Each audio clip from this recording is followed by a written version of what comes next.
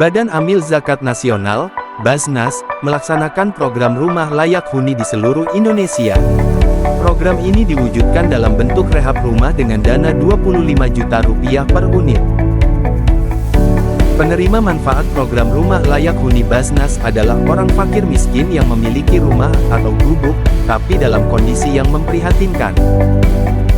Untuk Aceh, Basnas membantu 69 keluarga agar rumah mereka lebih layak untuk ditinggali. Di antara yang menerima bantuan ini adalah Ibu Fakriyah.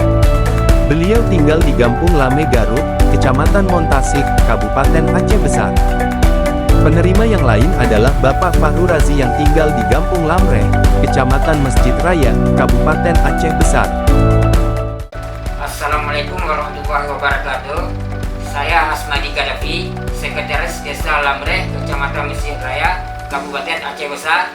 Terima kasih kepada Baitul Mal Aceh yang telah memfasilitasi program Rumah Layak Huni Basnas tahun 2023. Assalamualaikum warahmatullahi wabarakatuh.